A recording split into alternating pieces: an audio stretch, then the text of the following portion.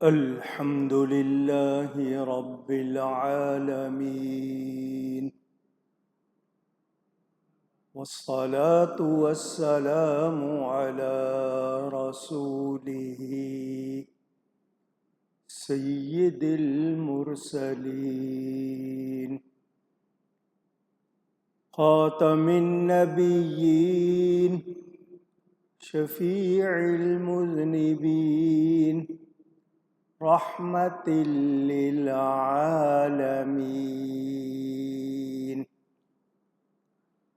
سيدنا ومولانا محمد رسول رب العالمين وعلى آله وصحبه أجمعين. أما بعد فأعوذ بالله من الشيطان الرجيم. بسم الله الرحمن الرحيم. ألم تر أن الفلك تجري في البحر بنعمة الله ليريكم من آياته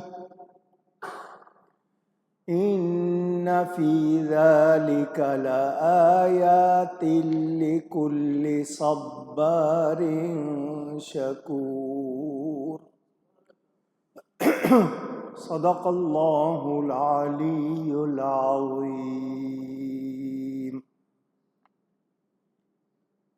محبت کے ساتھ ایک مرتبہ درود شریف پڑھ لیجئے. اللہم صلی علی سیدنا و مولانا محمد معدن الجود والکرم وآلہ وصحبہ وبارک وسلم. الصلاة والسلام عليك يا رسول الله. الصلاة والسلام عليك يا حبيب الله. الصلاة والسلام عليك يا رحمة للعالمين وعلى آلك وأصحابك يا شفيع المذنبين.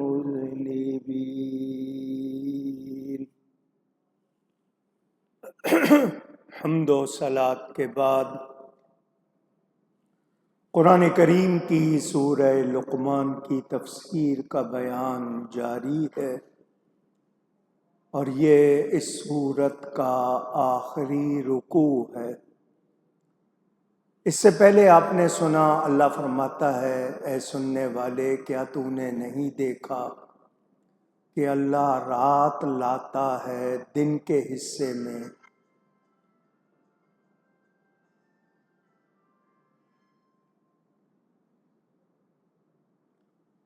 اور دن کرتا ہے رات کے حصے میں، اور اس نے سورج اور چاند کام میں لگائے، ہر ایک ایک مقرر میعاد تک چلتا ہے، اور یہ کہ اللہ تمہارے کاموں سے خبردار ہے.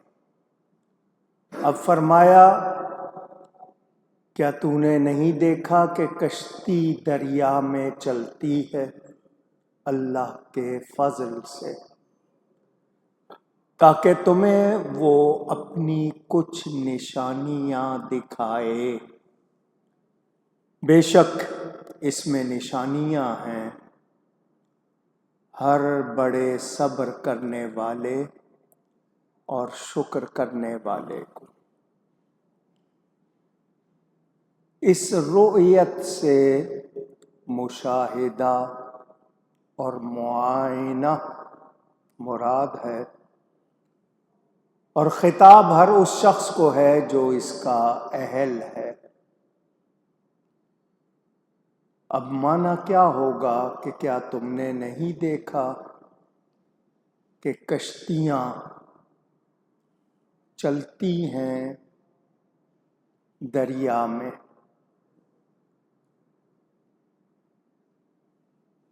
یہ اللہ کی نعمت ہے،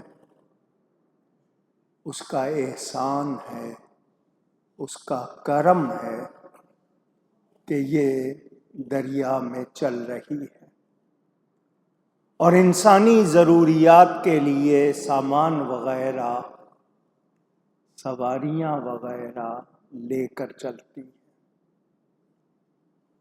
یہ کشتیوں کو پانی پر کون محفوظ رکھتا ہے؟ اللہ تعالی۔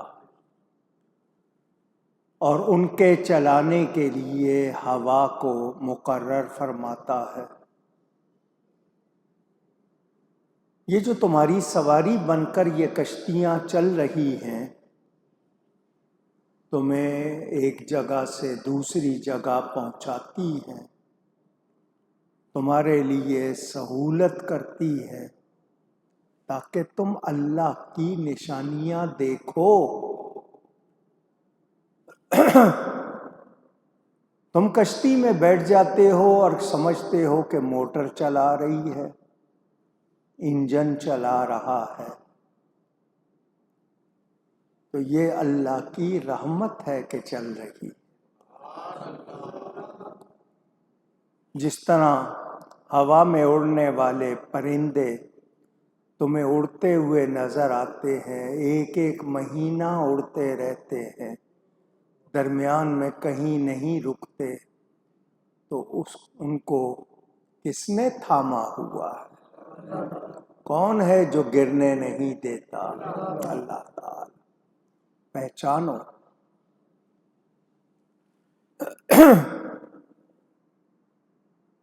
اگر تم واقعی اللہ کو پہچاننا چاہتے ہو تو ہر چیز میں تمہیں اللہ کی نشانیاں نظر آئیں گی، اور یہ فرما دیا کہ یہ ہر بڑے صبر کرنے والے اور شکر گزار کو۔ اب یہاں صبر کے حوالے سے ہم کو جاننا ہوگا کہ ایمان والا، اس کے اندر دو خوبیاں ہونی چاہیے، صبر بھی، شکر بھی۔ آپ کے اندر بدن میں، جسم میں، باڈی میں اللہ نے یہ صلاحیت رکھی ہے کہ آپ وزنی چیزیں اٹھا لیتے، چلتے بھی ہیں، پتھر بھی اٹھا لیتے ہیں، اور ہاتھوں سے اوزار تھام کر پتھر توڑ بھی لیتے ہیں۔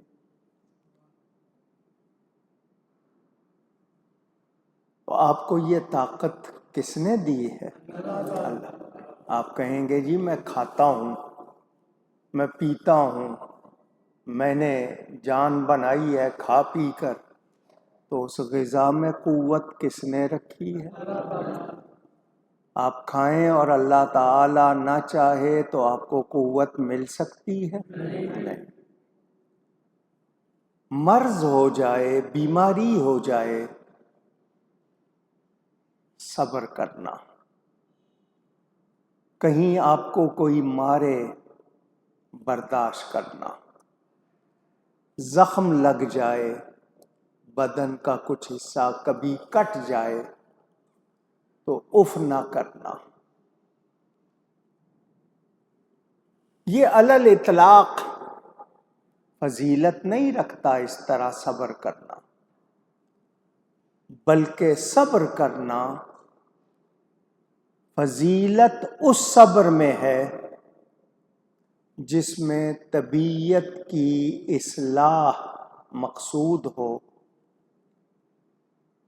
آپ تکلیف اٹھائیں، سخت سردی ہے، اٹھیں بستر چھوڑ کر، وضو کریں، مسجد کی طرف چل کر جائیں، عبادت کریں، اللہ کی فرما برداری پر تکلیف محسوس نہ کریں بلکہ صبر کریں۔ یہ آپ کا تجربہ ہوگا، کبھی کبھی آپ کو کڑوی دوا بھی دی جاتی ہے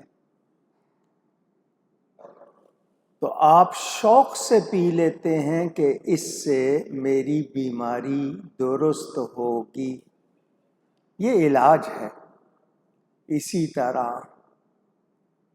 اللہ کی راہ میں تکلیف اٹھانے میں آپ کے لیے بہت زیادہ اجر ہے، ثواب ہے، اس پر شکایت نہ کریں بلکہ صبر کریں اور شکر کریں۔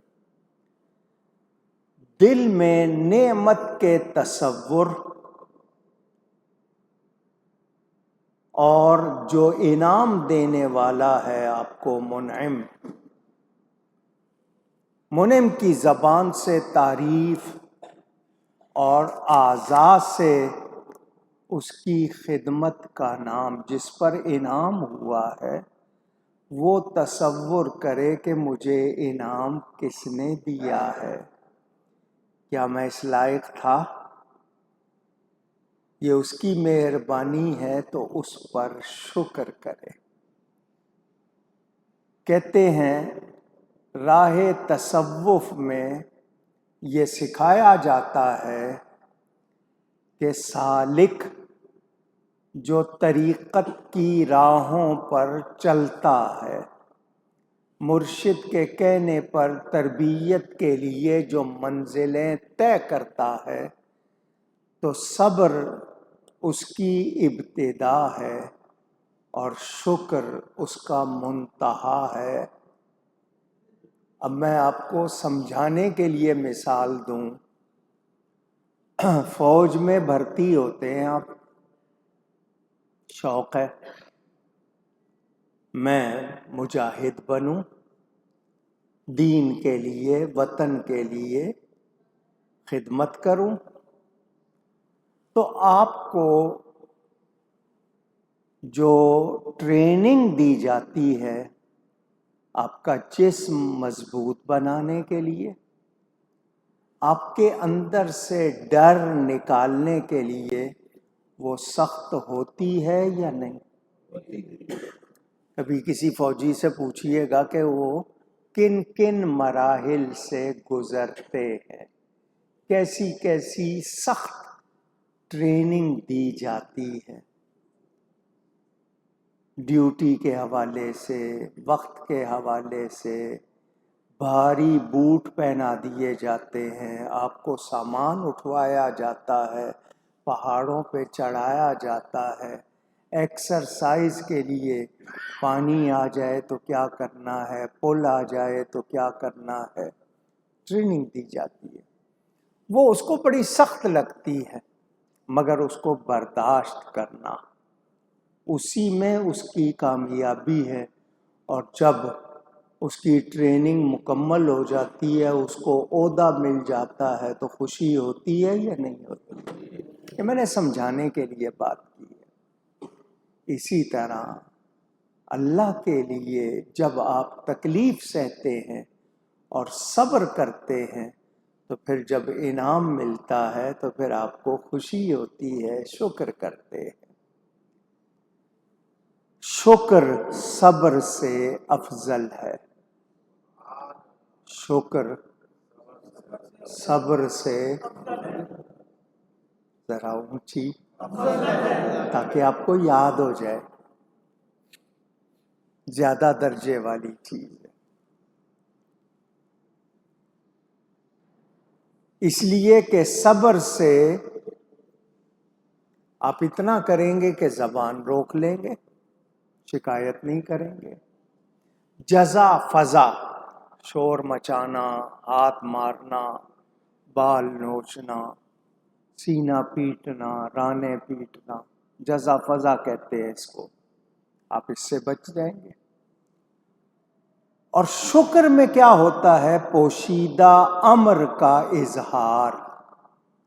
حقیقی صبر کرنے والے بہت تھوڑے، انسان کسی نہ کسی بہانے تکلیف کو ظاہر کرتا ہے، اچھے لفظوں میں بیان کر دیتا ہے مگر کرتا ہے۔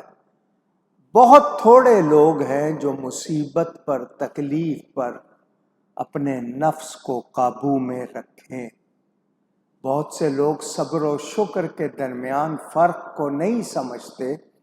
ظاہر ہے کہ تکلیف کے وقت، مصیبت کے وقت، مصیبت جو چیز آپ کو پہنچتی ہے نا، جس سے آپ کو کچھ تکلیف کا احساس ہو، اس کو آپ مصیبت کہتے ہیں۔ تو مصائب اس کی جمع ہے۔ تو مصائب کے وقت، تکلیف کے وقت جزا فضا نہ کرنا، نفس کو قابو رکھنا، یہ صبر ہے۔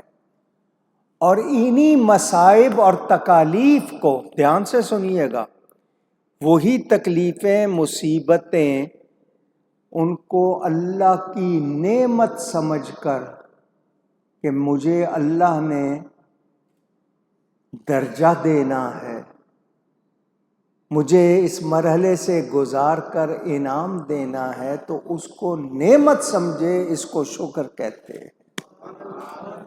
اور یہ ہر ایک کا کام نہیں۔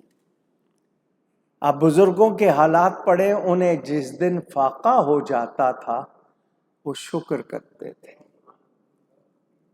کہ آج اللہ کریم نے مہربانی کی ہے، مجھ پر خاص مہربانی۔ وہ اس کو تکلیف نہیں سمجھتے تھے، بلکہ اس کو اللہ کی خاص، کہ آج خاص توجہ ہے۔ یہ اللہ والے صاحبان رضا ہوتے ہیں۔ وہ کہنے والے نے جملہ کہا ہے، اگر آپ کو سمجھ آ جائے، کہنے والے نے پنجابی میں کہا ہے کہ میں اس کا ترجمہ کر دیتا ہوں، اگر میرا یار میرے دکھ میں خوش ہے تو میں سکھ کو چولہے میں ڈال، مجھے وہ سکھ نہیں چاہیے جس سے میرا یار راضی نہ ہو۔ اب یہ مقام ہر ایک کا نہیں ہے۔ حضرت ایوب علیہ السلام اللہ کے نبی ہیں، صبر ایوب مشہور ہے۔ بادشاہی سلسلہ تھا، محلات تھے، ہر چیز کی ریل پیل، ریل پیل کا مطلب ہر چیز بہت زیادہ تھی۔ شیطان نے کہا یا اللہ تو نے ان کو بہت زیادہ دیا ہوا ہے، اس لیے یہ شکر کرتے ہیں۔ اللہ نے فرمایا یہ میرا بندہ ہر حال میں میرا شکر کرے گا۔ شیطان نے کہا میں آزمانا چاہتا ہوں۔ اس نے، چونکہ اللہ کی طرف سے امتحان تھا، خبر آئی جانور مر گئے، فلانی چیز ختم ہو گئی ہے، بچے یوں ہو گئے ہیں، محل یوں ہو گیا ہے، آپ کے منہ سے شکایت کا کلمہ نہیں نکلا۔ کہتے ہیں لوگوں نے بستی سے نکال دیا۔ یاد رکھیے گا، نبی کو کوئی موذی بیماری نہیں ہوتی۔ کچھ لوگ کہتے ہیں کہ آپ کے جسم میں معاذ اللہ کیڑے پڑ گئے تھے، ایسی کوئی بات نہیں۔ نبی امتحان سے ضرور گزرتے ہیں، مگر کوئی موذی یا ایسی بیماری ان کو نہیں۔ کہاں بہت زیادہ خوشحالی تھی اور کہاں یہ کہ رہنے کو چھت بھی نہیں، مگر اس حالت میں بھی شکایت نہیں۔ ایک دن آپ کی زوجہ محترمہ نے کہہ دیا بیماری کے دن کب کٹیں گے؟ رحمت بی بی نام تھا، ان کے منہ سے یہ لفظ نکلا تو آپ نے فرمایا خوشحالی کا عرصہ کتنا تھا؟ اس نے کہا 80 سال۔ فرمایا تکلیف کا وقت کتنا گزرا ہے؟ اس نے کہا 8 سال. تو ان کا ابھی تو برابر بھی نہیں ہوا اور تم ابھی سے شکایت کر رہی ہو. لیکن ان کے منہ سے ایسی کوئی بات نہیں نکلی. یہ میرے آپ کے لیے پیغام. لازمی بات ہے نبیوں کا درجہ بہت اعلیٰ، ان کی برداشت، اللہ کی طرف سے دی ہوئی ان کو جو صلاحیتیں وہ عام بندوں کو اس طرح نہیں ملتی. مگر پیغام تو ملا کہ جو اللہ سے راضی ہوتے ہیں ان کا کیا حال ہوتا. حضور صلی اللہ علیہ وآلہ وسلم فرماتے ہیں جتنا میں اللہ کی راہ میں ستایا گیا ہوں کوئی نہیں ستایا گیا. مگر آپ کیا کہتے تھے؟ یا اللہ ایک دن کھانے کو دے، ایک دن بھوکا رکھ. جس دن کھاؤں تیرا شکر کروں، جس دن بھوکا رہوں تیری یاد میں روتا رہوں. ہم چھوٹی سی بات پر چلا اٹھتے ہیں یا نہیں؟ کیونکہ ہم سے صبر ہوتا نہیں. میرے دوستوں اور بزرگوں، ہمیں بتایا جا رہا ہے تمہارے لیے کتنی آسانی کی ہے. کشتیاں چل رہی ہیں دریا میں. اب بڑے بڑے جہاز، شپ، کروز بناتے ہو، چلاتے ہو، اس کے اندر دنیا جہان کی سہولتیں رکھ لیتے ہو. یہ سمندر میں جو یہ چل رہا ہے تو کیا تم چلا رہے ہو؟ کس کی مہربانی ہے؟ پہچانو. یہ سمندر، یہ ہوا، یہ سب کچھ کس نے بنائے؟ اللہ نے. سمندر کی موجوں کا آپ مقابلہ کر سکتے؟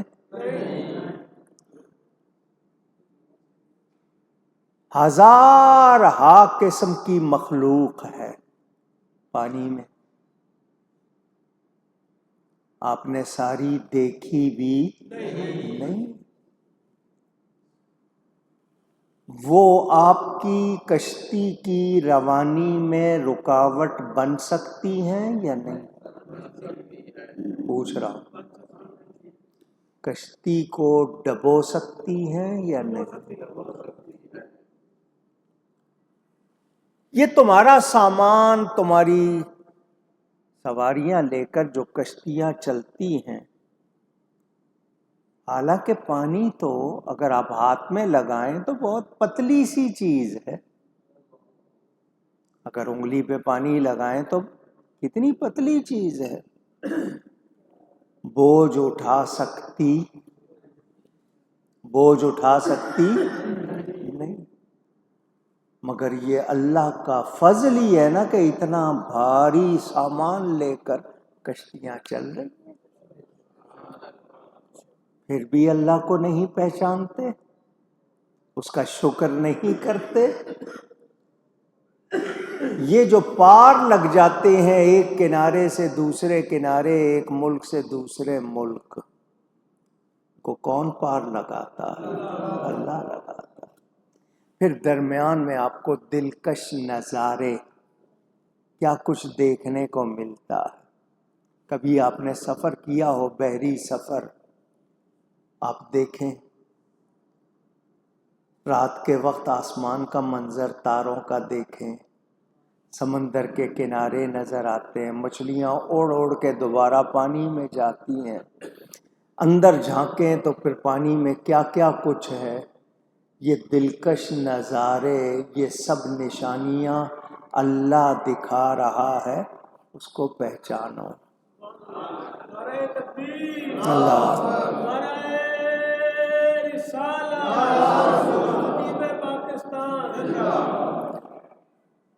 سفر کی تکلیف پہ صبر کرو، منزل پہ پہنچنے پہ شکر کرو.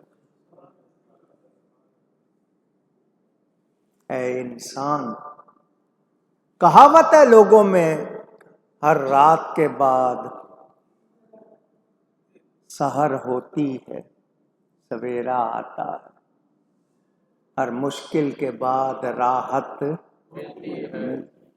اور صبر کا پھل میٹھا۔ جی تو چاہتا ہے صبر کی آپ کو کچھ باتیں سناؤں۔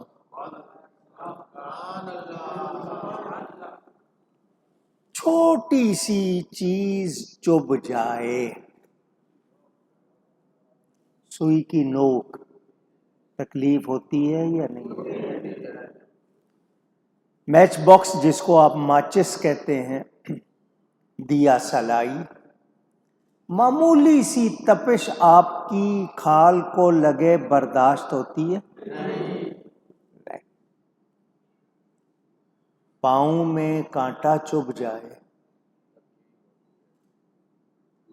چلا اٹھتے ہیں۔ پاؤں چلتے ہوئے مڑ جائے، جس کو آپ موچ آنا کہتے ہیں، کیا حال ہوتا ہے؟ مزے یاد رہتے ہیں؟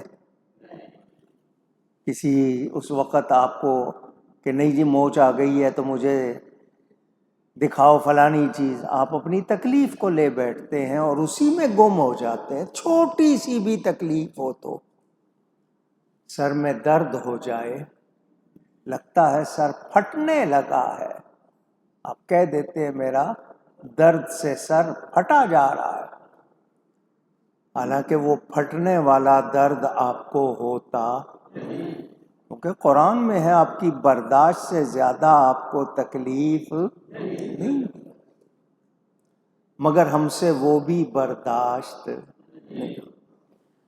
اب میں آپ کو تھوڑی سی جھلک دکھانے لگا ہوں، تھوڑی سی جھلک۔ نام تو آپ نے سنا ہوا ہے، حضرت سیدنا بلال، میرے پیارے نبی پاک صلی اللہ علیہ وسلم کے مؤذن۔ امیہ بن خلف اس کے غلام تھے۔ احد احد کرتے تھے، اللہ ایک، اللہ احد ورسولہ محمد صلی اللہ علیہ وسلم۔ امیہ کو یہ بات پسند نہیں تھی۔ حضرت بلال نبی نہیں ہے، صحابی ہے۔ آپ نے سنا ہوگا تپتے ہوئے انگاروں پہ لٹا دیتا تھا اور اوپر بھاری پتھر رکھ دیتا تھا کہ ہل نہ سکے۔ میں سنا رہا ہوں، آپ سن رہے ہیں، ہم سے ایسی چیز تصور بھی نہیں ہو سکتی، اگر بیتے تو شاید ہم سے ایک لمحہ بھی برداشت نہ ہو۔ کھال پگھلتی، چربی پگھلتی، گوشت جلتا، اس حالت میں بھی اللہ ہی کا نام لیتے تھے۔ روایتوں میں ہے وہ ڈنڈے مار مار کے ڈنڈے توڑ دیتا تھا، آپ کی کھال پر، جسم پر نشان پڑ جاتے تھے، مگر اس حالت میں بھی وہ مسکراتے رہتے اور اللہ اور اس کے رسول کا نام لیتے رہتے۔ رسیوں میں جکڑ کے رسیاں لڑکوں کو دے دیتا تھا، تپتی ہوئی ریت جس پہ آپ پاؤں بھی نہ رکھ سکیں اس پہ گھسیٹا جاتا تھا۔ انہوں نے شکایت نہیں کی، کیا کیا؟ صبر کیا۔ کیا کیا؟ میں اور آپ سوچ سکتے ہیں؟ آپ کے ہاتھ باندھ دیے جائیں پیچھے، 10 منٹ کے بعد آپ سے برداشت نہیں ہوتا، کراہنے لگ جاتے ہیں آپ۔ اللہ معاف کرے کسی کے ساتھ ایسی نوبت نہ آئے، مگر یہ پولیس والے دوسرے جب کبھی سزا دیتے ہیں، اگر آپ منظر دیکھیں تو کانپ جائیں آپ۔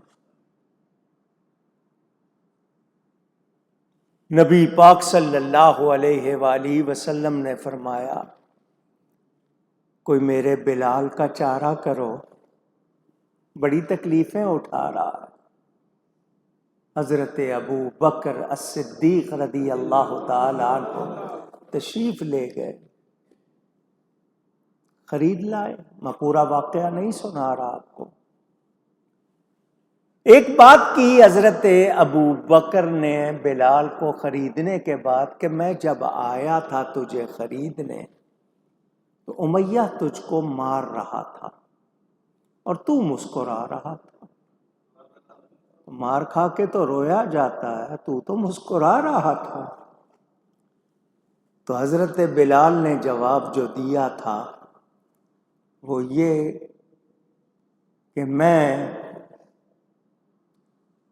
سمجھانے کے لیے بات کہ برتن خریدنے جاتے ہیں مارکیٹ میں، اس زمانے میں برتن جو ہوتے تھے مٹی کے زیادہ تر، تو ہاتھ سے بجا کر دیکھتے تھے کہ کچا تو نہیں ہے،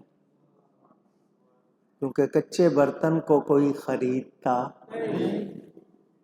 آپ مجھے خریدنے آئے تھے، اگر میں اس وقت روتا تو میں محبت کے دعوے میں سچا، آپ مجھے کچا برتن سمجھ کے چھوڑ جاتے۔ اندازہ کریں، میں تفصیل میں نہیں جا رہا۔ حضرت عمار ابن یاسر رضی اللہ تعالی، ان کی والدہ سمیہ اسلام کی سب سے پہلی شہید خاتون، برچھی ماری تھی کافر نے، ان کو لگی تھی، یہ شہید ہو گئی تھی، پہلی شہید خاتون۔ ان کے خاندان نے کتنی تکلیفیں اٹھائی۔ نبی پاک ان سے کیا فرماتے ہیں؟ صبر کرو، اصبروا یا آل یاسر فإن موعدکم الجنہ، صبر کرو، تم سے جنت کا وعدہ ہو چکا۔ سیدنا ابو بکر الصدیق ایمان لاتے ہیں، کتنی تکلیفیں اٹھائیں انہوں نے، مار مار کے اتنا مارا، اتنا زخمی کیا، اب بے ہوش ہو گئے۔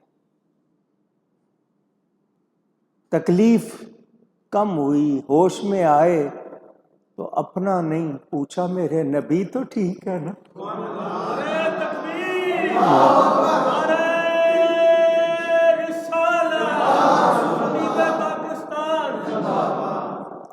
عشق اور وفا کی یادگاریں قائم کی۔ جنگ خندق کا موقع حضرت سلمان فارسی رضی اللہ تعالی عنہ نے مشورہ دیا، ہمارے ہاں جنگ ہوتی ہے تو ہم بستی کے ارد گرد خندق، ٹرینچ کھود دیتے ہیں، اس میں آگ لگا دیتے ہیں تو دشمن بستی میں نہیں آ پاتا، بستی والے محفوظ رہتے ہیں۔ نبی پاک نے ان کی بات کو پسند کر لیا، خندق کی کھدائی شروع ہو گئی، خود نبی پاک حصہ لے رہے ہیں، صحابہ ان کے پاس، سب کے پاس بہت زیادہ سامان نہیں تھا لیکن پھر بھی لگے ہوئے۔ 3 دن مسلسل، کتنے دن؟ کچھ ان کے پاس کھانے کو نہیں، مسلسل فاقہ کام کر رہے۔ آپ کو ایک دن کھانے کو نہ ملے، دوسرے دن اٹھنے کی ہمت ہوگی؟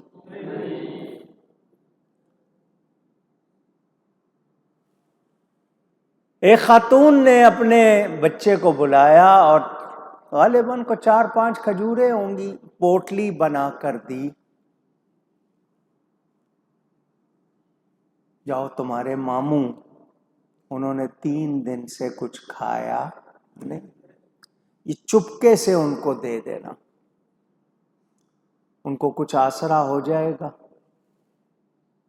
وہ بچہ آیا، نبی پاک صلی اللہ علیہ وسلم نے اس کو آواز دی، ادھر آؤ۔ وہ آ گیا حضور کے پاس، پوٹلی کھولو، اس نے پوٹلی کھولی، اس میں وہ کھجوریں. حضور صلی اللہ علیہ وسلم نے فرمایا سارے صحابہ آ جاؤ. کھجوریں کتنی ہیں؟ 4-5 کھجوریں. بندے کتنے لگے ہوئے ہیں؟ روایتوں کے مطابق 300 سے زائد، 600 بندہ لگا، سب کو بلا دیا. کھجوروں پر نبی پاک نے ہاتھ رکھ دیا. کیا رکھ دیا؟ وہ ہاتھ جس کو اللہ اپنا ہاتھ فرماتا ہے. اعلیٰ حضرت فرماتے ہیں دست احمد عین دست ذوالجلال، آمدہ در بیعت و اندر قتال. قرآن کی آیتیں پڑھو، اللہ نے نبی کے ہاتھ کو اپنا ہاتھ فرمایا. سارے آگے فرمایا میرے ہاتھ کے نیچے سے کھجوریں نکالتے جاؤ، جس کو جتنی چاہیے لے لو.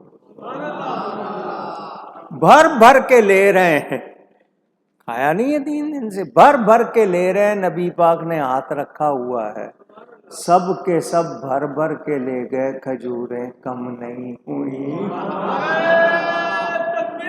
اللہ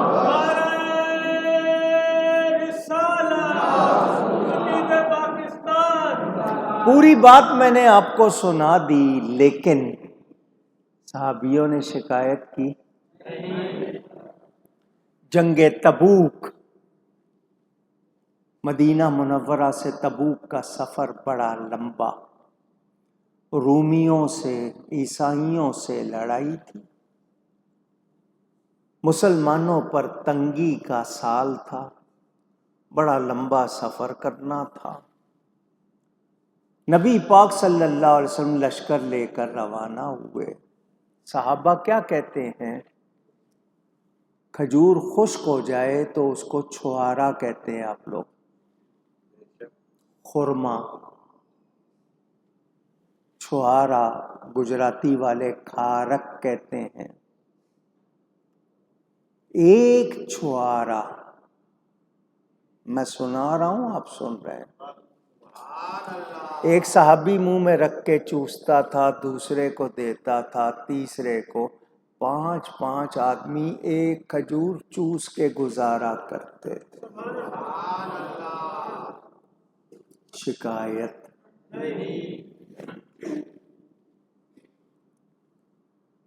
ہم لوگ کتنے بے صبرے ہیں. اللہ فرماتا ہے اس میں نشانیاں ہیں بڑے بڑے صبر کرنے والوں کے لیے. ہر ایک کا کام نہیں ہے.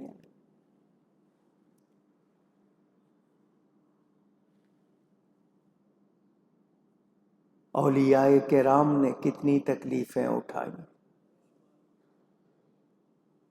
نبی پاک کے غلاموں کی تاریخ بھری ہوئی ہے. سیدنا غوث اعظم رضی اللہ تعالی 25 سال جنگلوں میں گزارے. فرماتے ہیں پتے مل جاتے تھے، گھاس پھوس کھا لیتا تھا، پھر وہ بھی نہیں. دین کے لیے، اللہ کی راہ میں جو لوگ لشکر جاتے تھے مجاہد، کتنی تکلیفیں آتی تھی، صبر کرتے تھے. کربلا والوں نے کیا کیا؟ ان کی ٹھوکروں میں کائنات، ٹھوکر مارتے چشمے جاری ہوتے،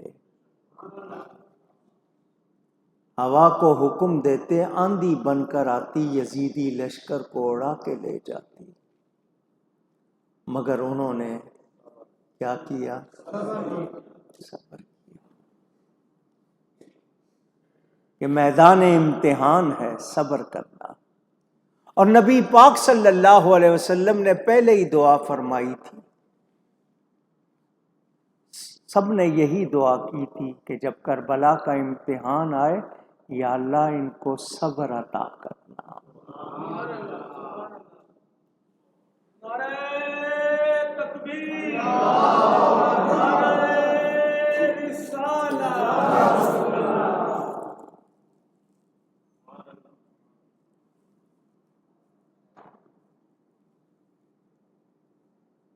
طائف کا میدان، نبی پاک صلی اللہ علیہ وسلم پر سنگ باری پتھر مارے جا رہے، آپ کا مبارک خون جسم سے نکل کر بہہ کر جوتی مبارک میں جم رہا ہے۔ ڈاکٹر بتاتے ہیں خون میں ہوا لگتی ہے وہ خشک ہو جاتا ہے، اس کی انہوں نے کیمیائی تجربات کیے، اس کو ہوا لگے خشک ہو جاتا ہے، لیکن بہہ بہہ کے مبارک جوتیوں تک جا رہا ہے تو اندازہ کریں کتنا نکلا ہوگا۔ اور وہ صرف پتھر ہی نہیں مار رہے، باتیں بھی کر رہے۔ کوئی کہتا تھا میں ایسے خدا سے ڈر نہیں سکتا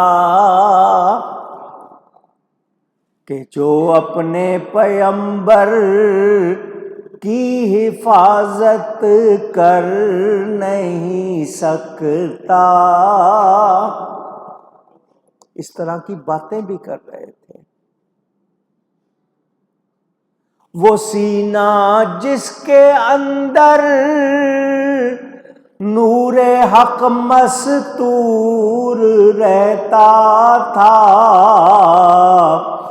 پیا پہ آنے والے پتھروں کی چوٹ سہتا تھا۔ وہ بازو جو غریبوں کو سہارا دیتے رہتے تھے، وہی اب شل ہوئے جاتے تھے، ان سے خون بہتا تھا۔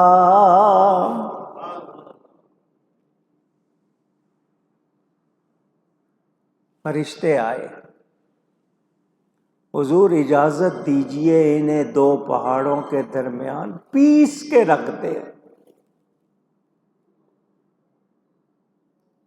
آسمان کے فرشتے نے کہا اجازت دیجئے ان پہ پانی کی بجائے آگ برسا۔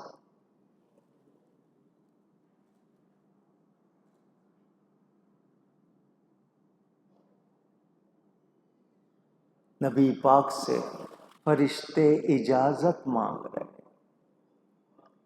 آپ نے اجازت نہیں دی۔ فرشتے عرض کر رہے ہیں جناب رحمت للعالمین نے ہنس کے فرمایا کہ میں اس دہر میں قہر و غضب بن کر نہیں آیا۔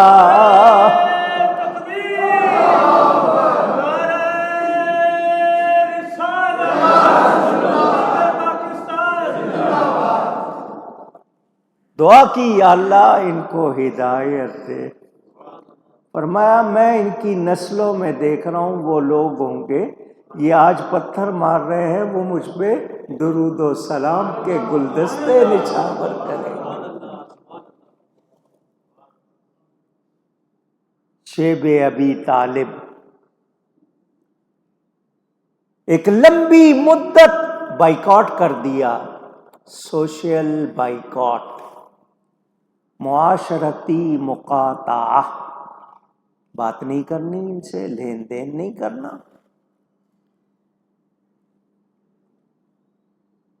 صحابہ کہتے ہیں سوکھا چمڑا نہیں ملتا تھا کہ ہم کھا لیتے، اتنی تکلیف اٹھائی۔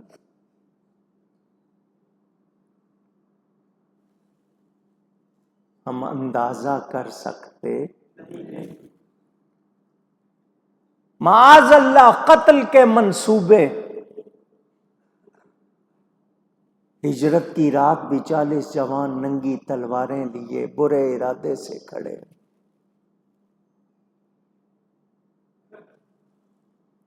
مدینہ منورہ جا کر بھی آرام سے نہیں بیٹھنے دیا، 10 سال میں 84 جنگیں ہوئیں. کتنی؟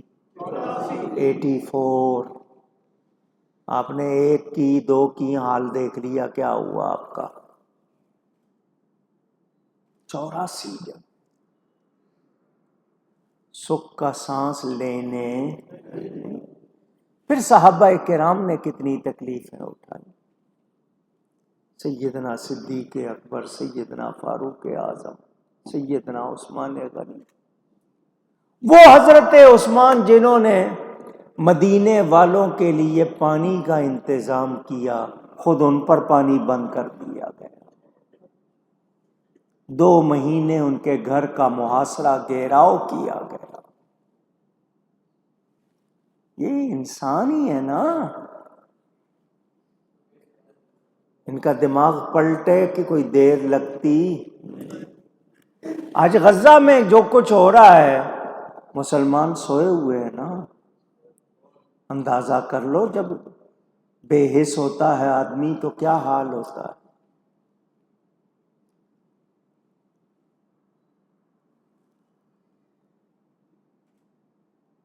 کس کس نے کتنی قربانیاں دی. شکایت. کیا کیا؟ صبر. ہر نیکی کا بدلہ کچھ نہ کچھ ہے، مگر صبر کے لیے فرمایا بغیر حساب. صبر کا اجر بے حساب. اور ہم سے صبر ہوتا نہیں. آئیے اگلی آیت سنیں. یہی بیان جاری رکھوں گا تو واقعات بہت ہیں، بہت واقعات ہیں، مگر آج نہ ہم سیکھتے ہیں نہ اپنی اولاد کو سکھاتے ہیں. آپ کا بچہ ضد پر آ جائے میں نے فلاں چیز کھانی ہے، آپ آدھی رات کو بھی اٹھ کے انتظام کرتے ہو یا نہیں کرتے؟ آپ کو بہت پیار ہے بچے سے، آپ اس کو روتا ہوا نہیں دیکھ سکتے. پیسے ہیں نہیں ہیں، مشکل ہے یا نہیں، مگر ہم نے بچوں کی اسلامی تربیت نہیں کی. انہیں اللہ کی نعمتوں کی قدر نہیں سکھائی. ہوس بہت کی ہے، جو موجود ہے اس پہ شکر کرنا نہیں سکھایا. صبر نہیں سکھایا. ملکہ فردوس بری سیدہ پاک شہزادی رسول روٹی پکائی لے کر آئیں. فرمایا بیٹی کیسے آئی؟ ابا جان 3 دن کے بعد گھر میں آٹا آیا. کتنے دن کے بعد؟ میں نے روٹی پکائی، میرا دل نہیں مانا کہ آپ کے بغیر کھاؤں. ان کو کوئی کمی تھی؟ مگر وہ اللہ کی رضا پر راضی.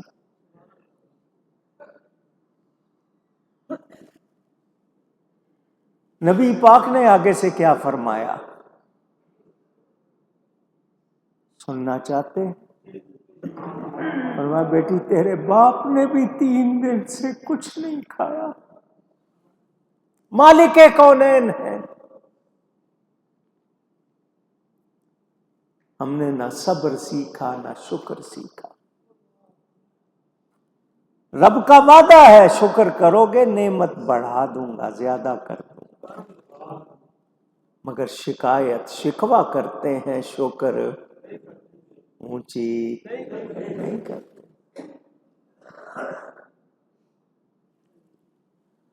وَإِذَا غَشِيَهُم مَّوْجٌ كَالظُّلَلِ.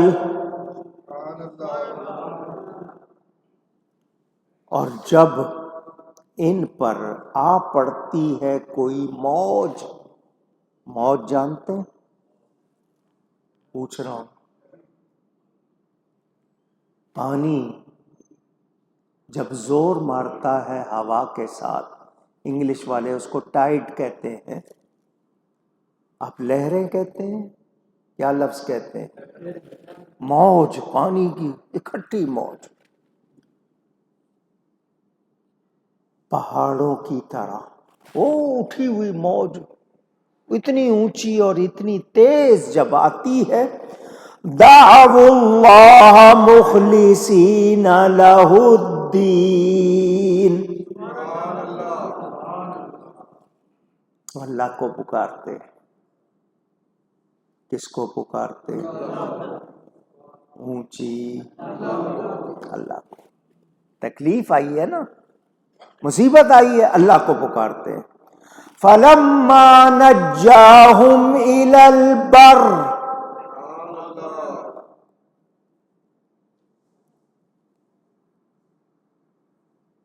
یہ لوگ تکلیف آ جاتی ہے، موج آتی ہے، اللہ کو پکارتے ہیں نرے اسی پر عقیدہ رکھتے ہوئے کہ اللہ ہی بچائے گا، کوئی اور نہیں بچائے گا. پھر جب انہیں خشکی کی طرف اللہ بچا کے لے آتا ہے، فَمِنْهُمْ مُقْتَصِدٌ، تو ان میں کوئی اعتدال پر رہتا ہے، یعنی سب کا حال ایک جیسا نہیں. وَمَا يَجْحَدُ بِآيَاتِنَا إِلَّا كُلُّ خَتَّارٍ کفور. وہاں صبارن شکور تھا، یہاں خطالن کفور. قرآن میں غور کریں، بہت سے نکتے نکلتے ہیں. تو ان میں کوئی اعتدال پر رہتا ہے اور ہماری آیتوں کا انکار نہیں کرے گا مگر بڑا بے وفا، ناشکرا.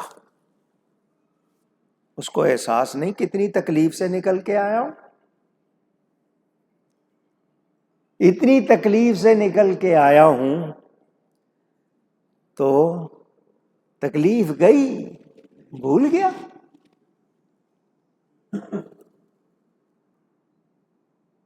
نشانیاں دیکھیں، اللہ کو پکارا، اللہ نے بچایا، اور جو ہی اس کو پتا چلا نہیں اب میں بالکل خیریت سے ہوں، تو پھر اللہ کی آیتوں کا انکار.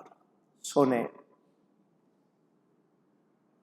کوئی موج چڑھ جائے، ڈھانپ لیتی ہے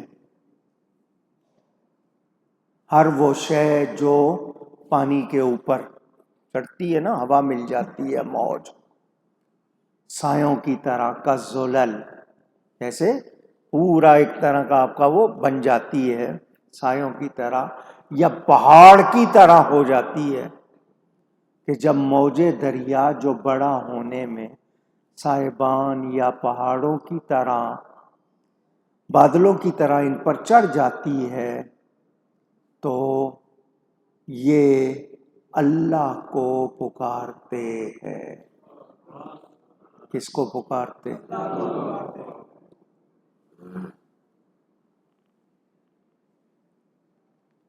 عقیدہ کیا ہے ان کا؟ اللہ کو نہیں مانتے، تکلیف آ جائے تو اللہ کو پکارتے. اللہ کو مانتے، تکلیف آ گئی اللہ ہی بچائے گا، اللہ کو پکارتے ہیں. اور یہ مانتے ہیں کہ وہی بچائے گا. جب وہ بچا لیتا ہے، کوئی ہوتا ہے جو معتدل رہتا ہے، اعتدال پر رہتا ہے. اللہ فرماتا ہے ہماری آیتوں کا انکار کون کرتے ہیں؟ بے وفا اور ناشکرے. بے وفا اور جب اللہ انہیں نجات دیتا ہے سلامتی کے ساتھ، انہیں خشکی پہ، جنگلوں پہ پہنچا دیتا ہے کہ اس وقت انہوں نے اللہ کو دل سے پکارا ہوتا ہے، تو بعض تو توحید پر قائم رہتے ہیں اور بعض پھر وہی بتوں کی پوجا کرنے لگ جاتے ہیں. میرے دوستوں اور بزرگوں، انسان کا آج بھی یہی حال ہے. میں آپ کو بتاؤں، آپ پر جب کوئی مشکل آ جاتی ہے فوراً پکارتے ہیں یا اللہ مجھے اس سے نکال دے، میں یہ کروں گا، میں یہ کروں گا، میں یہ کروں گا۔ ہوتا ہے ایسا یا نہیں؟ بولیے۔ اور جب تکلیف سے نکل آتے ہیں تو پھر آپ کو اگر کچھ مان لیا کہ جی میں جانور قربان کروں گا، میں راہ اللہ میں، پھر آپ کو وہ بھاری لگتا ہے یا نہیں لگتا؟ کتنے جو بھول بھی جاتے ہیں۔ بڑا ناشکرا انسان۔ اور جن کے عقیدے اللہ کے بارے میں صحیح نہیں ان کو تو رکھو، میں مسلمانوں کو کہنا چاہتا ہوں تمہیں کیا ہو گیا؟ تم نے اللہ کو کیوں بھلا دیا؟ عیش اور تیش میں حالت کیا ہوتی ہے؟ کوئی عیش میں بھول جاتا ہے، کوئی تیش میں بھول جاتا ہے۔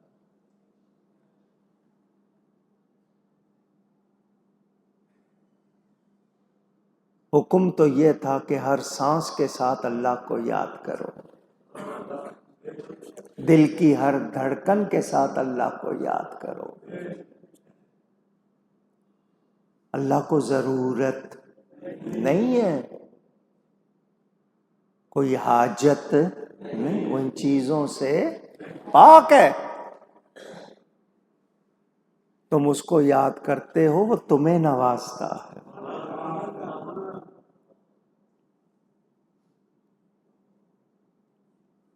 حدیث شریف میں آتا ہے بندہ جب ہو نا بڑی مشکل میں اور بے ساختہ، چونکہ اللہ کو مانتا ہے، وہ اس کے منہ سے نکلے یا اللہ تو میرا بندہ میں تیرا رب، الٹا نکل جاتا ہے۔ یا اللہ تو میرا رب میں تیرا بندہ کہنے کی بجائے منہ سے الٹا نکل جاتا ہے، یا اللہ تو میرا بندہ میں تیرا، کیونکہ اس کی کیفیت وہ اس وقت حواس گم۔ اللہ فرماتا ہے میں اس پہ زیادہ مہربانی کرتا ہوں، لیکن بناوٹی نہیں، بنا کر نہیں، وہ بے ساختگی ہوتی ہے بغیر بناوٹ کے۔ اس کو پیار سے پکارو، وہ سب کی سنتا ہے،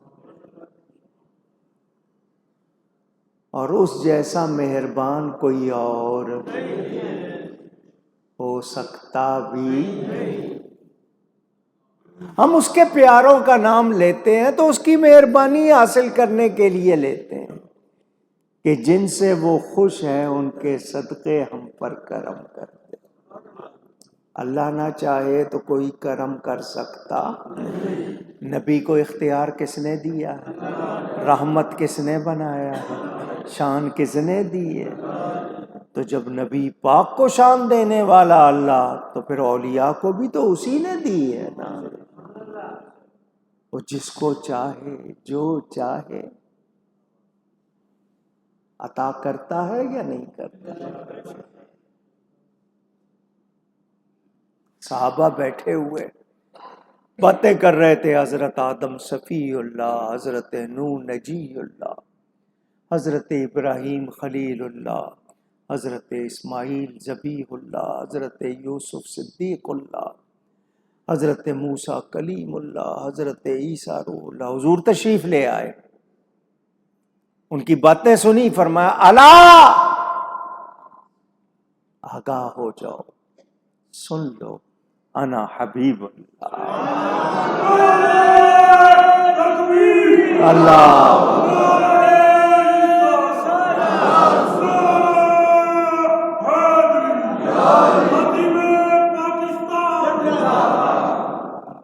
سارے نبیوں کی باتیں سچی، مگر جان لو میں اللہ کا حبیب ہوں۔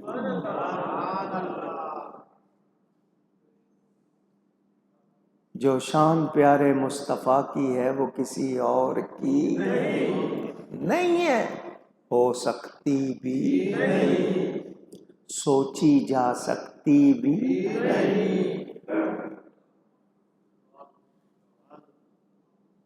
اسی لیے کہتے ہیں سب سے اولا و اعلیٰ ہمارا نبی سب سے بالا والا ہمارا نبی صلی اللہ علیہ وآلہ وسلم.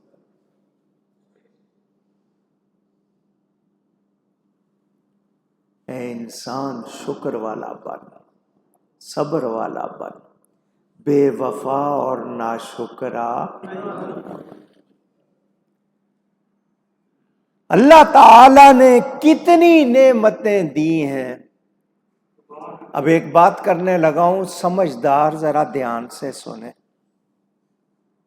اللہ کی مخلوق کتنی ہے، کتنی قسم کی ہے، آپ گن سکتے ہیں؟ پکی بات، گن سکتے ہیں؟ جانتے ہیں؟ کسی اور کو اللہ نے شکر کرنے کے لیے نہیں فرمایا، صرف انسان کو فرمایا. دھیان دو ذرا اس بات پہ،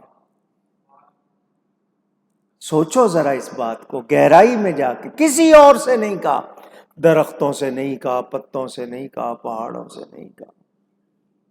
اتنی مخلوق، اتنی جاندار مخلوق، صرف انسان کو کہا. درختوں کے پھل دیکھو، آپ کو بہترین چیز ملتی ہے. چھلکے کس کو جاتے ہیں، بیج کس کو جاتے ہیں، آپ کو اس میں سے بہترین چیز دی. اللہ کی مخلوق کتنی حالتوں میں، کوئی کھڑے ہوئے، کوئی جھکے ہوئے، کوئی پوری طرح سجدے کی طرح، کو بیٹھے ہوئے. آپ کو فرشتے بھی اسی طرح، کچھ آسمان کے فرشتے کھڑے ہوئے، کوئی رکوع میں، کوئی سجدے میں، کوئی قیام میں. آپ کی نماز میں ساری چیزیں رکھ دی ہیں اللہ. وہ جو الگ الگ عبادتیں کر رہے ہیں آپ کو اکٹھی مل رہی ہیں. یہ زبان ملی ہے شکر کرنے کے لیے، شکر لسانی، شکر قلبی. شکر کرو، کیا کرو؟ شکر کرو. شکایت نہیں، شکوہ نہیں، بلکہ ارے بے وفا مصیبت میں تھا، چیخ رہا تھا اللہ ہی بچائے گا، اللہ بچا لایا تو بھول گیا. پھر بتوں کو پوجنے لگ گیا، پھر دھیان دوسری طرف چلا گیا تیرا. ادھر صبارن شکور، ادھر خطارن کفور. اب آپ فیصلہ کر لیں کون سا بننا ہے، صبر و شکر والا بننا ہے یا ناشکرا اور بے وفا بننا ہے. کہیں گے تو آپ یہی مجھے بتائے اللہ کی نعمتوں پر کتنا شکر کرتے ہیں. اب شکر کے معنی کئی مرتبہ میں نے آپ کو سمجھائے، ایک معنی پھر سن لیں، پہلے بھی سنایا. شکر کے معنی اصلی کیا ہے؟ جو نعمت ملی ہے اس کا صحیح استعمال کرنا. جو نعمت ملی ہے اس کا، آنکھیں ملی ہیں، کان ملے ہیں، زبان ملی ہے، ہاتھ ملے ہیں، یہ پورا وجود، صحیح استعمال، نافرمانی نہیں کرنا. کیا دیکھنا ہے کیا نہیں دیکھنا، کیا سننا ہے کیا نہیں سننا، کیا بولنا ہے کیا نہیں بولنا، یہ اصلی شکر ہے. قدر کرنا، نعمت کی قدر کرنا. آنکھیں نعمت ہیں یا نہیں؟ کان، ناک، زبان، دانت، ایک ایک چیز گنواؤں تو بہت ہو جائے. سب نعمتیں، کسی نعمت کا کوئی بدل ہے؟ تو جس کے صدقے یہ ساری نعمتیں ملی ہیں، جس کے صدقے یہ ساری نعمتیں ملی ہیں، وہ میرا نبی کتنی بڑی نعمت ہے. اللہ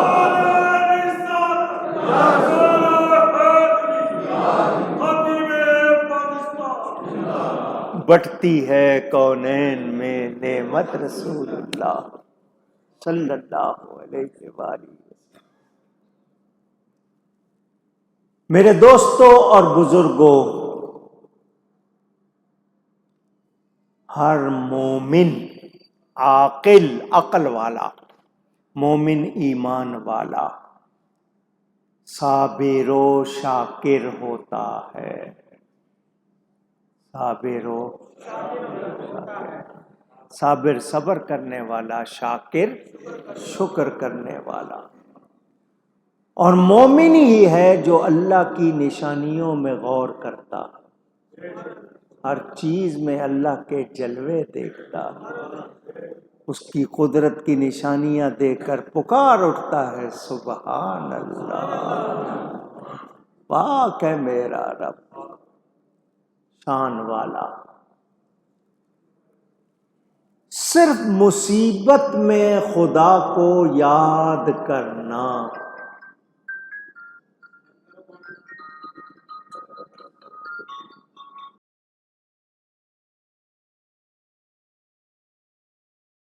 صرف مصیبت میں خدا کو یاد کرنا اور آرام میں اس کو بھول جانا۔ مصیبت میں خدا کو، صرف مصیبت میں، اور آرام میں اس کو، آرام میں اس کو دو باتیں کی ہیں، میں پھر دوہرا رہا ہوں، میں نے اس کے بعد آپ کو جو جملہ کہنا ہے، تکلیف میں، صرف تکلیف میں خدا کو یاد کرنا اور راحت میں، خوشی میں، آرام میں، یہ کافروں کا طریقہ ہے۔ اس لیے میں بار بار کہہ رہا تھا، آپ توجہ کریں، کس کا طریقہ ہے؟ اونچی مومن ایمان والا ہر حال میں اللہ کو یاد کرتا ہے، ہر حال میں اللہ کو یاد کرتا۔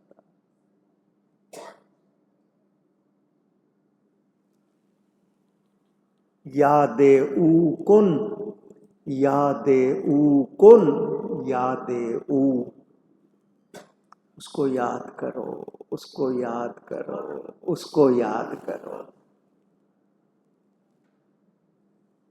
اللہ اللہ کردہ رہو، رہ جائے اللہ تو نہ رہو۔ اللہ اللہ کرتے رہو، اللہ ہی رہے تم نہ رہو۔ مگر آپ لوگ مسجد میں بیٹھے ہو، جھوٹ نہیں بولنا، مشکل سے ہی اللہ یاد آتا ہے نا، ہر وقت ہم اس کو یاد نہیں کرتے، یہی تو ہماری کمزوری ہے۔ بے نیاز اس کی ذات اور بے نیاز ہم بنے پھرتے ہیں۔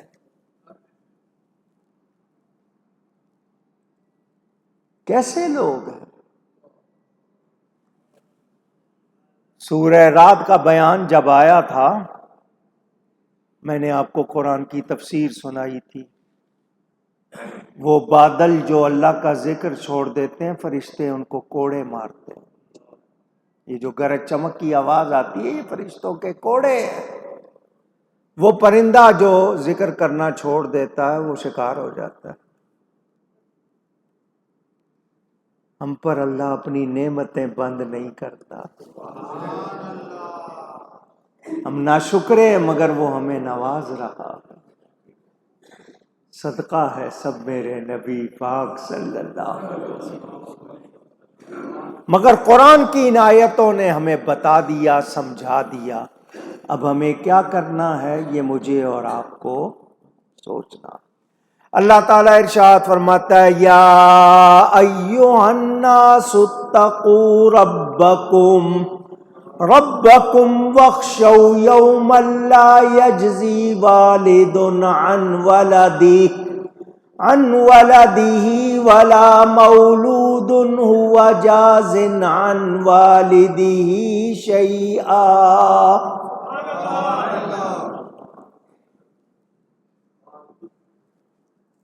اے لوگو، اللہ سے ڈرو، اپنے رب سے، اپنے رب سے، اور اس دن کا خوف کرو جس میں کوئی باپ اپنے بیٹے کے کام نہیں آئے گا، اور نہ کوئی کامی بچہ اپنے باپ کو کوئی نفع دے سکے گا؟ ان وعد اللہ حق، بے شک اللہ کا وعدہ سچا ہے۔ فلا تغرنکم الحیات الدنیا، تو ہرگز تمہیں دھوکہ نہ دے دنیا کی زندگی۔ ولا یغرنکم باللہ الغرور، اور ہرگز تمہیں اللہ کے حکم پر دھوکہ نہ دے۔ دھوکہ وہ بڑا ہی فریبی دنیا کے لیے کیا کچھ کر رہے ہو۔ ٹائم تھوڑا ہے، اگر بات چھیڑ دی تو لمبی ہو جائے گی، مختصراً کچھ عرض کرتا ہوں۔ یہ جو آخری آیت ہے سورہ لقمان کی، اس میں 5 چیزوں کا بیان ہے۔ کتنی؟ علوم خمسہ، 5 علوم۔ قیامت کب آئے گی، بارش کب ہوگی، ماؤں کے پیٹ میں کیا ہے، کل کون کیا کرے گا، کس کی موت کہاں ہوگی، یہ علوم خمسہ وہ بیان ہوگا انشاءاللہ رمضان کے بعد۔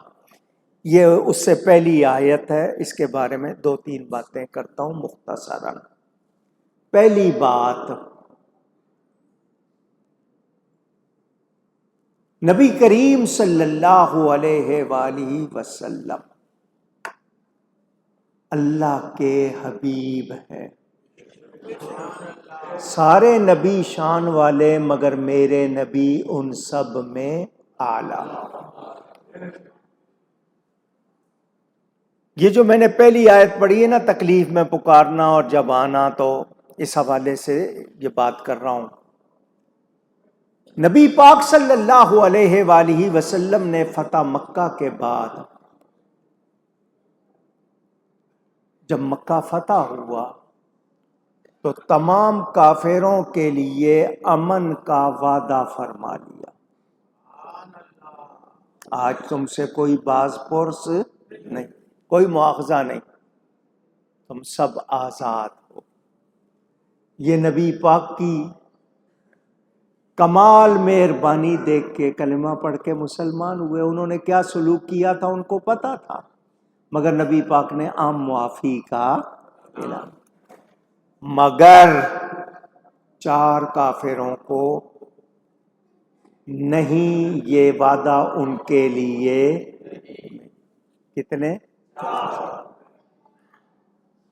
کہ یہ 4 جہاں بھی ملیں، یہاں تک کہ کعبے کے غلاف میں چھپے ہوئے ملیں، تو ان کو بھی پکڑ کر قتل کر دیا جائے۔ کتنے؟ دھیان سے سننا، بات آئی ہے تو کر رہا ہوں۔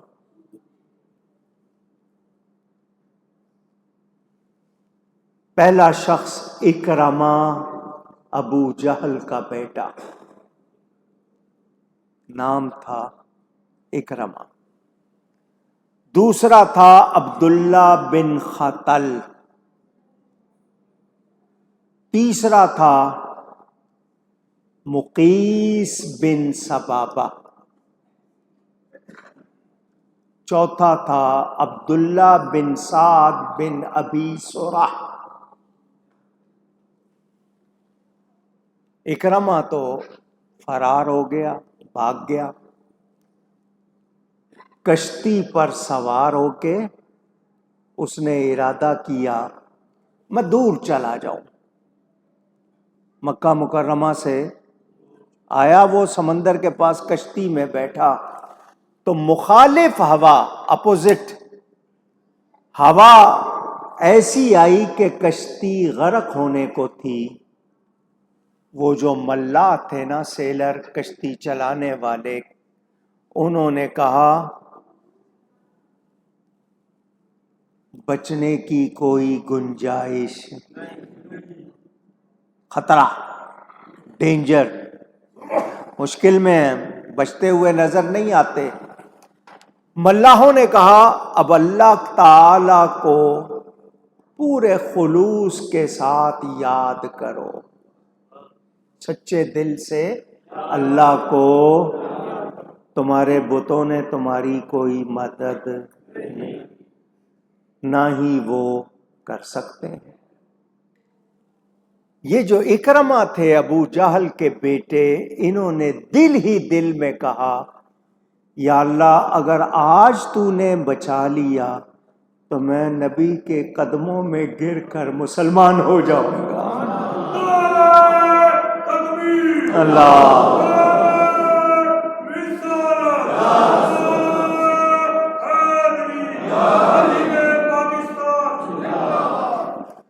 ابھی اسلام نہیں لائے تھے، اس وقت دل میں وعدہ کر لیا کہ اگر اس بھنور سے، طوفان سے نکل گیا تو میں نبی کا غلام بن جاؤں گا، اور مجھے پتا ہے وہ کریم ہے،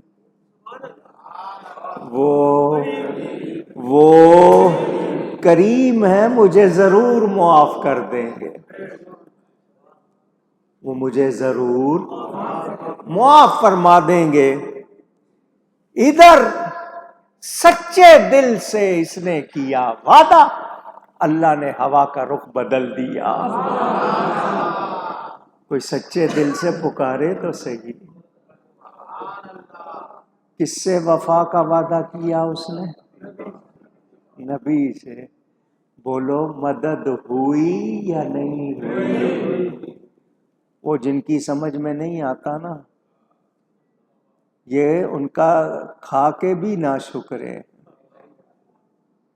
اللہ ان کو ہدایت دے۔ کشتی غرق ہونے سے بچ گئی، یہ مکہ مکرمہ واپس آئے اور نبی کے پاس آ کر مسلمان ہو گئے، صحابی بن گئے، آخر وقت تک قائم رہے اپنے وعدے پر۔ کہنے والے کہتے ہیں تقدیر جو ہوتی ہے نا، قضاء و قدر، جہاں چاہے آپ کی کشتی لے جائے۔ اگر ملا پورا زور لگا لے، کپڑے بھی پھاڑ لے، وہ خود بچا سکتا نہیں۔ اگر تمہارے اندر اخلاص کا بیج نہیں ہے تو پھر تم سا محروم کوئی اور نہیں۔ اعمال میں اخلاص ہو سلامتی ہے، ورنہ دھوکہ بازوں کی کشتی کو شکست کے سوا کچھ ملتا۔ اب میں ایک بات کرنے لگا ہوں، ناراض نہ ہونا، نبی سے پیار ہے یا نہیں؟ کس کی جرت کہ وہ کہے کہ نہیں ہے؟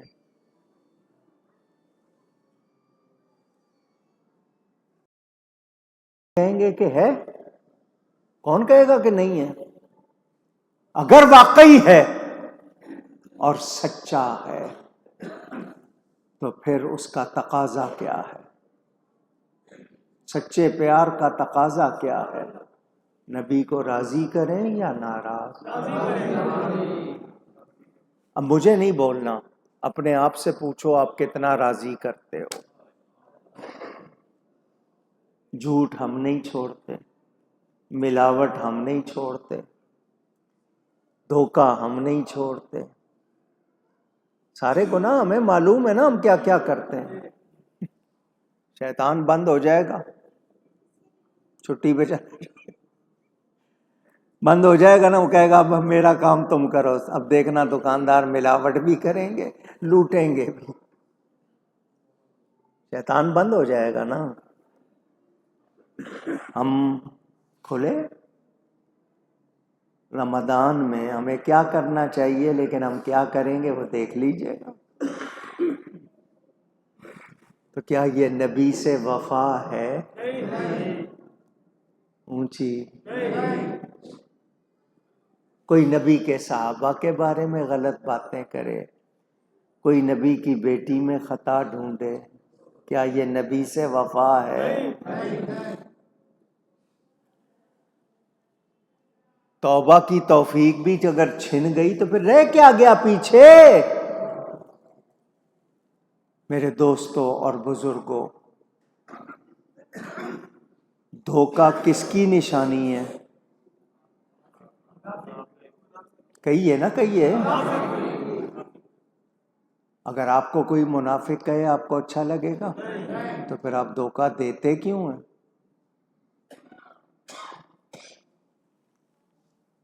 حضرت عمر رضی اللہ تعالی عنہ کے بارے میں سفیر روم نے ایک عورت سے پوچھا، وہ مدینہ آیا تھا حضرت عمر سے ملنے، اس نے کہا عورتوں سے پتہ چل جاتا ہے حالات کیا ہیں، لوگ کیسے۔ اس نے عورت سے پوچھا تمہارا امیر جو ہے عمر، اس کے بارے میں کیا کہتی ہو؟ ہمارے ہاں تو شکایت کے پٹارے کھل جاتے ہیں نا۔ اس عورت نے ایک جملہ کہا، کمال کر دیا، اس سفیر کے دانت کھٹے ہو گئے۔ اس نے کہا تم عمر کے لیے پوچھتے ہو، لا یخدع ولا یخدع، زبر پیش کا فرق لفظ ایک ہی ہے، لا یخدع ولا یخدع۔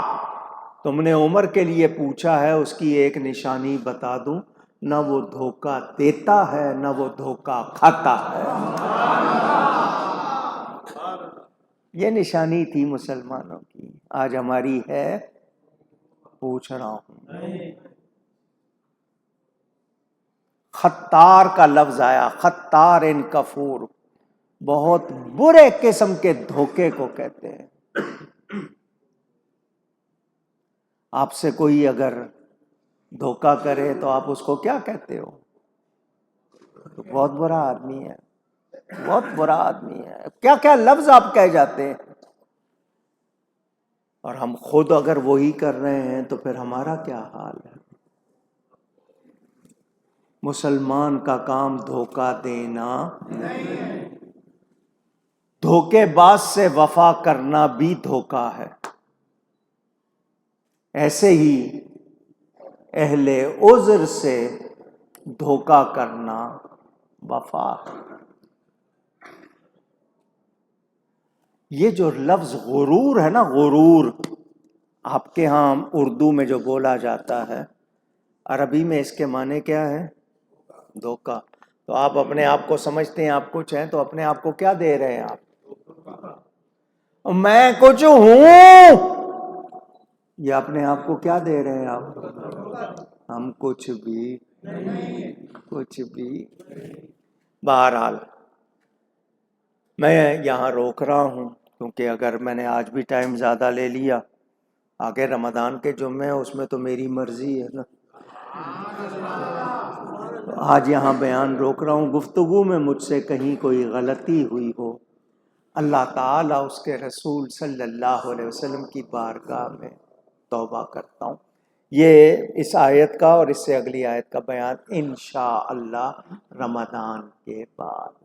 رمضان میں آپ کو پتہ ہے پہلے جمعے روزے اور رمضان کی باتیں، دوسرے جمعے زکوٰۃ کی باتیں، تیسرے جمعے بدر والوں کی باتیں، مولا علی کا ذکر، اعتکاف کا ذکر، سیدہ عائشہ پاک کا ذکر، اور چوتھا جمعہ آپ کا فرمائشی ہوتا ہے، نبی پاک کی شان اور آپ کی فرمائشیں ہوتی ہیں، یہ شعر سنا دیں، وہ واقعہ سنا دیں، جتنی ہو سکتی ہیں پوری کرتا ہوں۔ میں نے آپ کو 2-3 باتیں رمضان کے حوالے سے یاد کرانی ہیں، ہر سال بتاتا ہوں۔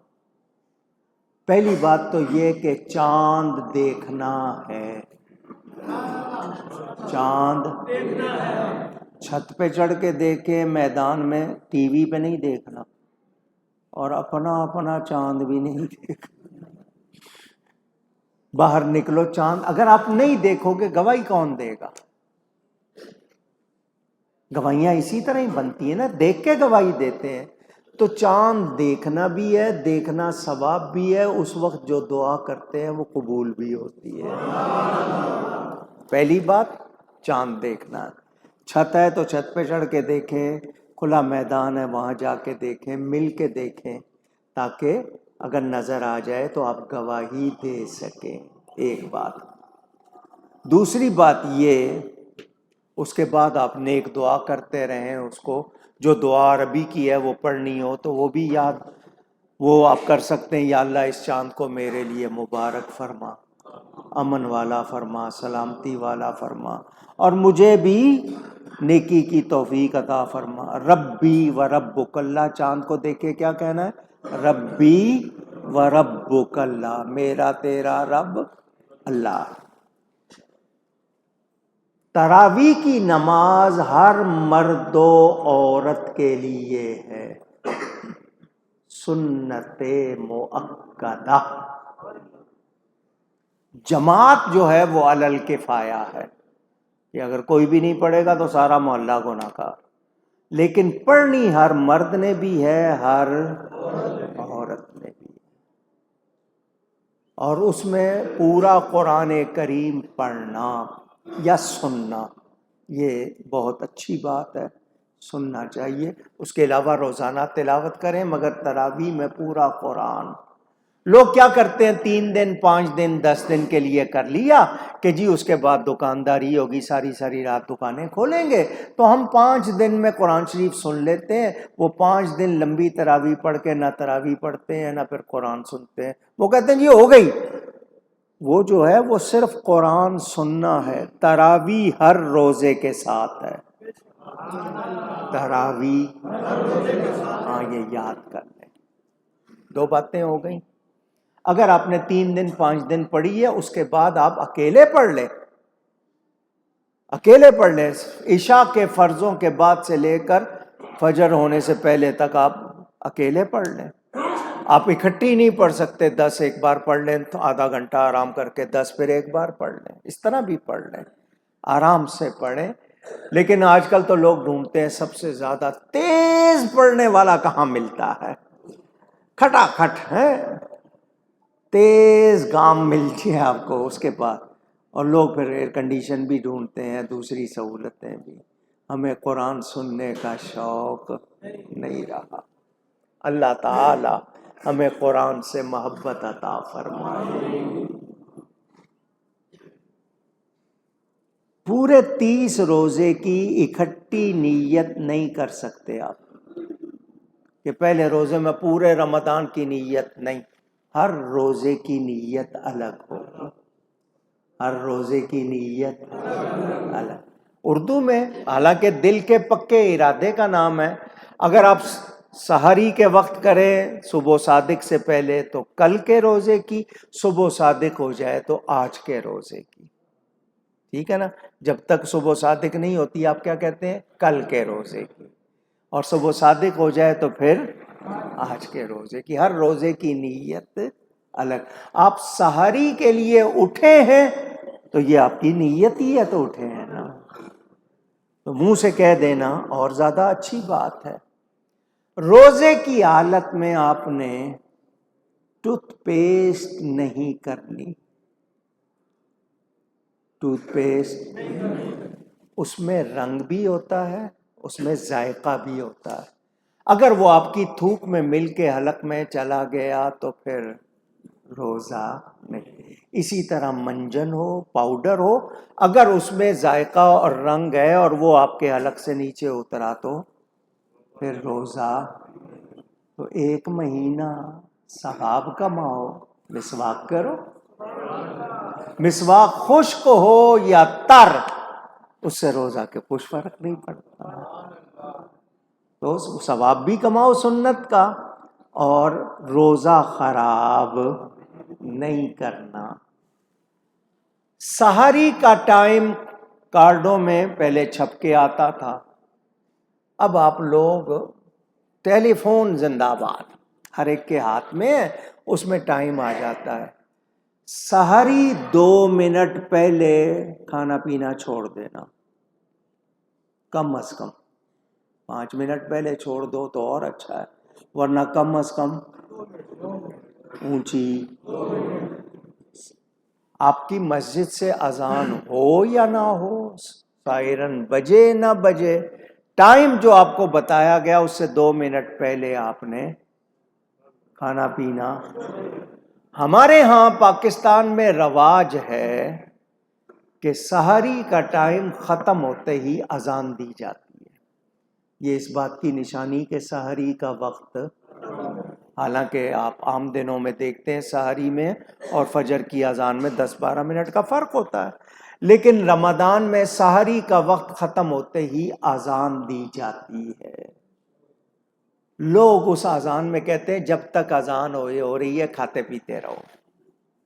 کسی نے سگریٹ کے کش لگانے ہیں، کسی نے چائے کا گھونٹ پینا ہے، کسی نے پانی اتنا پی لینا ہے اونٹ کا پیٹ سمجھتا ہے. کیوں ٹنکی بنا لیتے ہو اپنے پیٹ کو؟ اس وقت تم کیا سمجھتے ہو وہ پانی رہے گا اندر، نکل جانا ہے؟ تو 2 منٹ پہلے آپ نے رک جانا ہے. اس اذان کے شروع ہونے پر جو سحری کا وقت ختم ہونے پہ شروع ہوتی ہے، اگر آپ نے کچھ کھایا پیا تو روزہ نہیں ہوگا. روزہ اونچی گئی ہے، یہ یاد کرا دیں گھر میں بھی سب کو. یہ نہیں ہوگا کہ اذان کے دوران کھا پی رہے ہیں، کیونکہ وہ اذان شروع ہوئی ہے سحری کا وقت ختم ہونے پر.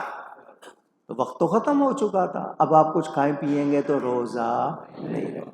سحری ضرور کیا کرو. لوگ کہتے ہیں جی مولانا صاحب اٹھا نہیں جاتا، صبح کام پہ جانا ہوتا ہے. تو چلو سحری کے لیے نہیں اٹھے ہو، فجر کا کیا کرو گے؟ اگر روزہ رکھ کے نماز نہیں پڑھنی ہے تو بھوکے رہنے کے سوا کیا ملے گا؟ سمجھ آ رہی ہے بات؟ اگلی بات، افطاری میں دیر نہیں کرنی. افطاری میں کیا مطلب؟ وقت ہونے کے بعد. وقت نہیں جی ابھی میں اور 2 منٹ رک جاؤں، نہیں، وقت ہو گیا فوراً کرنی ہے. وقت نہیں ہوا تو غلط فہمی میں نہیں. وہ معلوم ہوا جی راول پنڈی میں اذان ہو گئی ہے، تو آپ نے اذان سن لی راول پنڈی میں، تو میں اس کے حساب سے کھول لوں. جہاں آپ ہیں، جہاں آپ ہیں. اگر آپ ہوائی جہاز میں ہیں اور ٹائم مثال کے طور پر 6:45 بالفرض ٹائم ہے، جہاز اڑ گیا ہے، تو زمین والوں کے لیے 6:45 ہے، جہاز میں اڑنے والوں کے لیے 6:45 نہیں، کیونکہ ان کو سورج نظر آ رہا ہوگا، اور جب تک نظر آئے گا وہ کھول سکتے. سمجھ رہے ہو مسئلہ؟ یاد رکھنا ہے. تو کھولنے میں دیر نہیں کرنی، رکھنے میں آپ نے پہلے سے احتیاط کرنی ہے. یہ اس بارے میں بہت غلطی ہو جاتی ہے، اس لیے میں بتا رہا ہوں. آپ کو الفاظ یاد کرائے ہوئے ہیں وَبِصَوْمِ غَدٍ نَوَيْتُ مِنْ شَهْرِ رمضان، یہ غلط لفظ ہے، مگر آپ نے یاد کیے ہوئے، پڑھتے رہیں گے گناہ نہیں ہوگا. لیکن معنی دیکھا جائے، حالانکہ جو لفظ ہونے چاہیے وہ یہ کہ نویتو ان اصوم للہ تعالی. اگر غدن کہنا ہے یا الیوم کہنا ہے، حاذا الیوم، یہ آپ پہ ہے کہ آپ کس وقت نیت کہہ رہے ہیں. اگر سحری وقت سے پہلے تو غدن للہ تعالی من فرد رمضان، یہ الفاظ ہیں. لیکن آپ کے لیے مشکل تو اردو میں کہہ لینا میں کل کے روزے کی نیت کر رہا ہوں، یا آج کے روزے رمضان کے اللہ کے لیے کہنا اچھا ہے. افطاری میں آپ دعا کرتے ہیں اللہم انی لک صمت وبک آمنت وعلیک توکلت وعلی رزقک افطرت. یہی کرتے ہو نا؟ یہ کھانے کے بعد ہوتی ہے، یہ افطار کے کھجور کھانے کے بعد کی دعا ہے. آپ پہلے کرتے ہو، کوئی پہلے کر لے گا تو گناہ نہیں ہوگا، لیکن یہ دعا کب کی ہے؟ افطار سے 5 منٹ پہلے دعا شروع کیا کرو. اس وقت آپ جو نیک دعا کرتے ہو وہ قبول ہوتی ہے. 5 منٹ پہلے نیک دعائیں شروع کر دو. کنجوسی کیوں کرتے ہو؟ اللہ سے مانگ رہے ہو، جو چاہے جائز حلال مانگو. 5 منٹ پہلے دعا کرنا شروع کر دیا کرو، تو وہ دعا پہلے کی. یہ جو دعا ہے یہ افطاری کے بعد کی ہے. صحیح ہے؟ اور پکوڑوں پہ زور نہ دینا، یہ صرف آپ ہی کھاتے ہو اور کوئی نہیں کھاتا. دنیا میں لوگ بہرحال آپ کو اچھے لگتے ہیں، میں منع نہیں کرتا ہوں، لیکن احتیاط سے. بازاری چیزیں دیکھ بھال کے، بہت کچھ آپ کو غلط کھلایا جاتا ہے. اللہ تعالی ہم سب کو ہدایت عطا فرمائے. اور ہم اس طرح کھاتے ہیں سحری افطاری جیسے لگتا ہے کہ جی بس ابھی کھانی ہے. لوگ اس طرح پل پڑتے ہیں، حالانکہ آہستہ آہستہ ٹھہر کے. یہ روزہ بیماریوں کا علاج بھی ہے. اللہ تعالیٰ صحیح طرح رکھنے کی توفیق۔ میں نے یہ باتیں ضروری آپ کو بتا دی رمضان سے پہلے کی، اور باقی باتیں انشاءاللہ آئندہ جمعے رمضان میں آئے گا پہلا جمعہ تو رمضان اور روزے کے حوالے سے بات ہوگی۔ اللہ تعالیٰ خیر فرمائے۔ یکم رمضان سیدنا غوث اعظم کا یوم ولادت، 2 رمضان حضرت خطیب اعظم کا یوم ولادت، 3 رمضان حضرت سیدہ پاک کا یوم وصال۔ تو انشاءاللہ ان تینوں کے حوالے سے اگلے جمعے ان سب کی بارگاہ میں ہدیہ پیش کریں گے۔ یہاں تراویح کے بعد میں درس دیتا ہوں، تقریباً 20-25 منٹ، آدھا گھنٹہ تراویح کے بعد درس ہوتا ہے، تو یہاں آنا چاہیں تشریف لائیں۔ خواتین قرآن سننے کے لیے آئیں تو ضرور آئیں، لیکن محفوظ ہوں، کوئی مرد ساتھ ہو یا رستہ محفوظ ہو، اکیلی دور سے نہ آئیں، احتیاط کریں۔